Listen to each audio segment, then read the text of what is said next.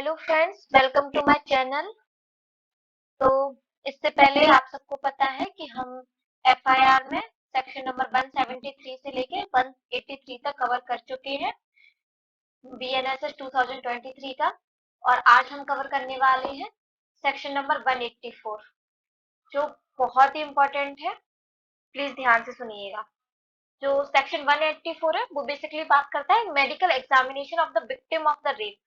अपन ने 183 में last time पे कुछ ऐसा ही पढ़ा था, जिसको छोड़ रहे थे कि वुमेन का अगर सेक्सुअल ऑफेंसेस से रिलेटेड कोई भी केसेस है तो उसको मजिस्ट्रेट कैसे इंफॉर्मेशन लेगा, उसको रिकॉर्ड कैसे किया जाएगा। उसी से मिलते जुलते चीज यहाँ पर बताई जा रही है।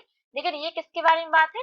Medical examination of the victim of rape. इसका सबसेक्शन 1 कहता है where during the stage where an offense of committing rape or attempt to commit rape is under investigation।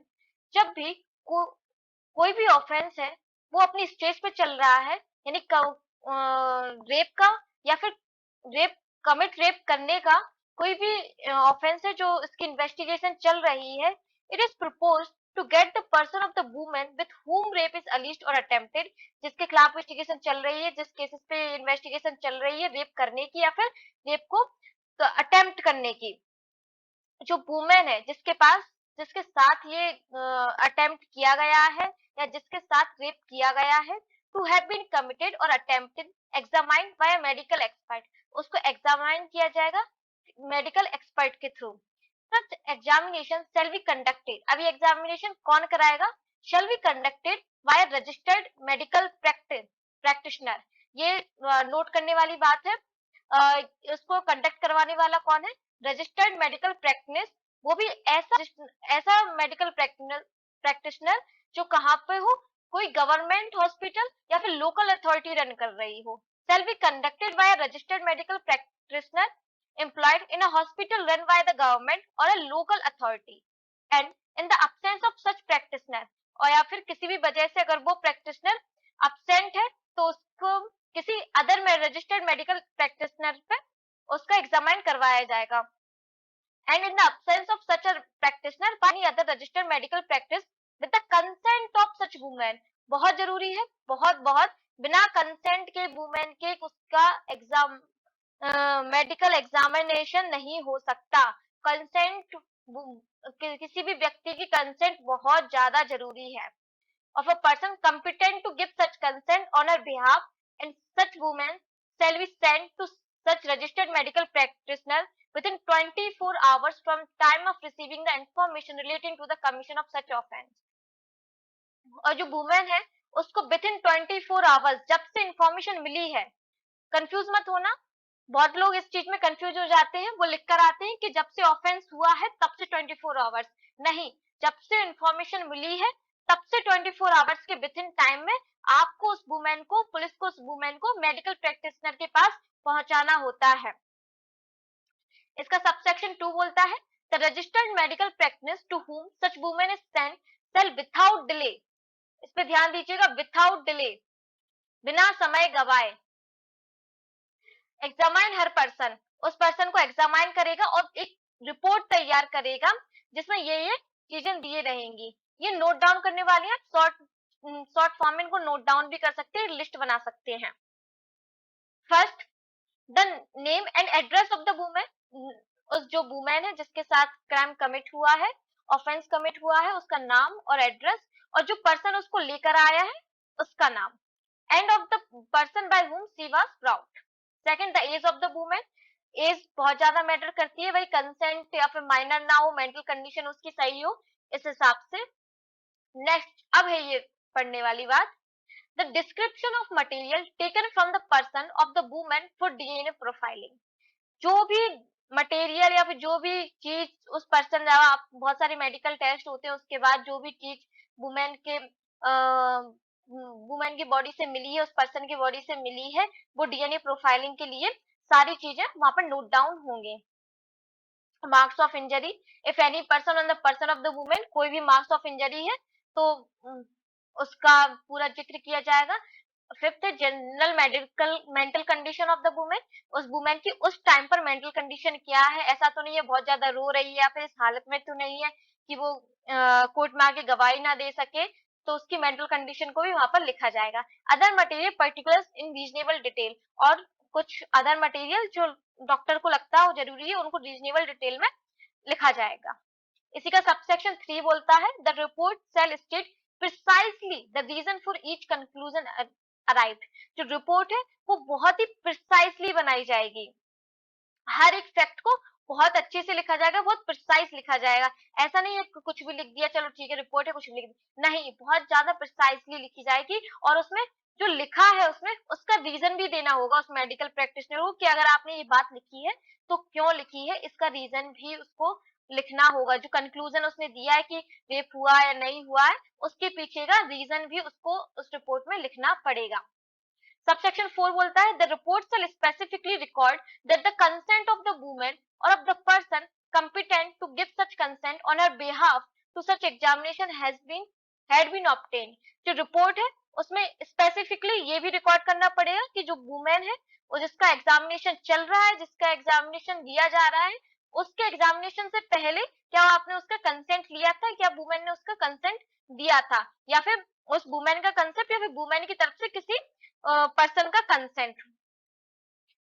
Subsection 5 बोलता है the exact time of commencement and completion of the examination shell also be noted in the report. एक exact time लिखा जाएगा जब से examination start हुआ है, यानी कि 12:05 से अगर एग्जामिनेशन स्टार्ट हुआ है तो वो, और खत्म कब हुआ है, मान लो 12 बजे मतलब 5 मिनट से स्टार्ट हुआ है और 1:10 पर खत्म हुआ है, तो एग्जैक्ट टाइम लिखा जाएगा 12:05 से स्टार्ट और 1:10 पर खत्म। बिल्कुल 1 मिनट इधर उधर नहीं, पूरा एग्जैक्ट टाइम लिखा जाएगा जब भी एग्जामिनेशन स्टार्ट हुआ है और खत्म हुआ है।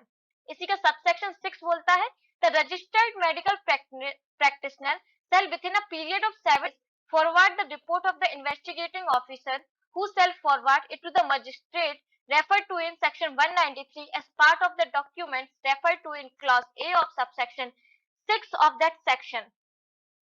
वो क्या कहता है कि जो रजिस्टर्ड मेडिकल प्रैक्टिशनर है जिसने उसका मेडिकल एग्जामिन किया है, जो रिपोर्ट उसने तैयार की है वो विद इन 7 डेज उसको फॉरवर्ड करेगा इन्वेस्टिगेटिंग ऑफिसर को, और जो कि उसको कहाँ फॉरवर्ड करेगा, मजिस्ट्रेट के पास, जहाँ पे कहाँ पर इसका जिक्र है सेक्शन नंबर 193 पर, हम आगे पढ़ेंगे।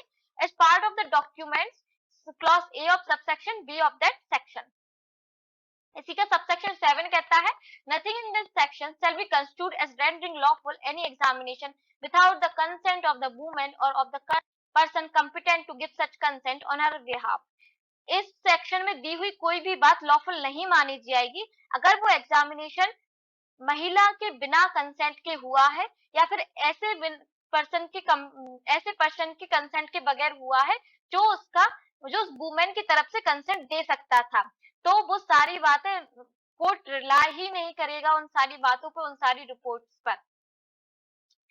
इसी का एक एक्सप्लेनेशन है जो दो टर्म को एक्सप्लेन करती है, एक एग्जामिनेशन और एक रजिस्टर्ड मेडिकल प्रैक्टिशनर, जो अपने सेक्शन 51 में दिए गए हैं उसी की तरह मीनिंग रहेगा।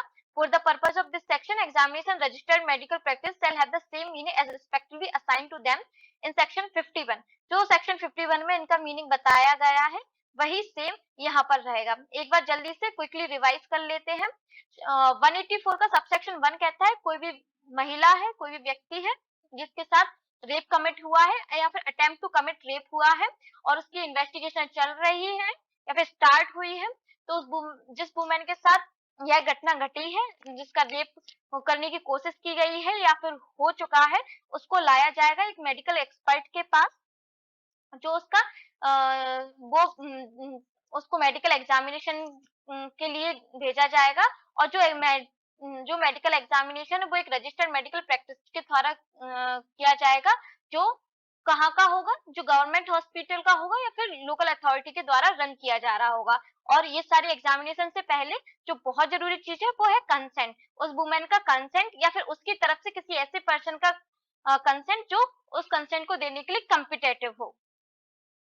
और जो भी रजिस्टर्ड मेडिकल प्रैक्टिस है जिसके पास वो वुमेन लाई गई है उसको विद इन 24 आवर्स में उसके पास लाया जाएगा मेडिकल प्रैक्टिशनर के पास, जब से इंफॉर्मेशन मिली है, ना कि जब से ऑफेंस कमिट हुआ है। इसी का सबसेक्शन 2 बोलता है जो मेडिकल प्रैक्टिशनर है वो अपनी रिपोर्ट तैयार करेगा उसमें कुछ जो पर्टिकुलर्स है वो ऐसे लिखेगा कि नाम और एड्रेस सबसे पहले वुमेन का, और जो पर्सन उसको वहां लेकर आया है उसकी एज, डिस्क्रिप्शन ऑफ मटेरियल, जो भी चीजें उसके शरीर से बरामद हुई है जो डीएनए प्रोफाइलिंग को कंप्लीट करती है, मार्क्स ऑफ इंजरी, उसकी मेंटल हेल्थ और अदर पर्टिकुलर्स। इसी का सब सेक्शन 3 बोलता है कि आपको प्रिसाइसली बताना, प्रिसाइसली रीजन देना पड़ेगा कि जो भी आपने कंक्लूजन दिया है कि अगर उसके साथ रेप कमिट हुआ है या फिर नहीं हुआ है, फिर जो भी जो जबरदस्ती हुई है उसका आपको उसके बारे में लिखना है और उसके बारे में भी रीजन देना है कि ऐसा क्यों हुआ, आपका कहने का रीजन क्या है, आपने ऐसा क्यों कंक्लूड किया है कि ये ऐसा हुआ है, उसका रीजन भी आपको उस रिपोर्ट में लिखना पड़ेगा। और रिपोर्ट में ये भी स्पेसिफिकली लिखना पड़ेगा, सी का सबसेक्शन 4 कहता है कि हमने एग्जामिनेशन करने से पहले उस वुमन की कंसेंट ली थी या फिर एक ऐसे पर्सन की कंसेंट ली थी जो उसको देने में कम्पिटेटिव था। इसी का सबसेक्शन 5 बोलता है कि एग्जैक्ट टाइम लिखेंगे जब से एग्जामिनेशन स्टार्ट हुआ है और जब एग्जामिनेशन खत्म हुआ है उसका हम एग्जैक्ट टाइम लिखेंगे। इसी का सबसेक्शन 6 बोलता है कि जो भी मेडिकल प्रैक्टिशनर ने रिपोर्ट बनाई है उसको विद इन 7 डेज में इन्वेस्टिगेटिंग ऑफिसर को फॉरवर्ड की जाएगी और उसके द्वारा मजिस्ट्रेट को फॉरवर्ड की जाएगी। इस सेक्शन की दी हुई हर बात अनलॉफुल हो जाएगी, उसको लॉफुल नहीं माना जाएगा अगर वो सारी बातें without the consent of the women हुई हैं।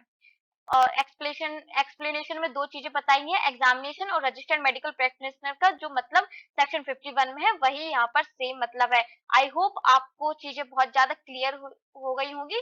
फिर भी अगर आपका कोई डाउट है, कमेंट बॉक्स ओपन है, आप उसको जाइए प्लीज, कमेंट कीजिए, लाइक कीजिए, शेयर कीजिए। Thank you.